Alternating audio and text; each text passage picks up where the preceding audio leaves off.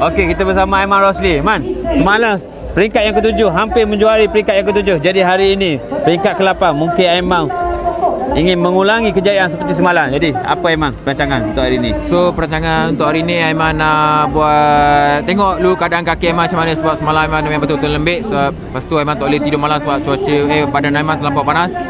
So hari ni Aiman tengok dulu Aiman punya keadaan dalam 10 minit, 30 minit yang terawal. Kalau badan Aiman okey, Aiman akan melakukan break wheel sebab Aiman nak collect 1 poin, 2-3 poin untuk hari ni. So hari ni Aiman lepas semua bukit lah untuk di Bang Spree masuk ke LCC. Okey Aiman, ramai pelumba Malaysia juga nak buat attacking pecahan awal seperti Aiman buat sebelum ni. Jadi mungkin ada pakatan untuk pelumba-pelumba Malaysia lain untuk bekerjasama dengan Aiman untuk menangi peringkat untuk hari ini. Ada, cuma Aiman perlukan orang-orang yang super power, super speed, and Aiman perlukan orang yang super rounder because sebab jalan hari ni rolling. Aiman perlukan orang yang high pace dan untuk kelajuan Aiman lah. Okey Aiman, good luck for hari ni, last stage, stage 8. Harap Aiman dapat ke podium untuk peringkat hari ni. Good luck. Okay. Let's check it out.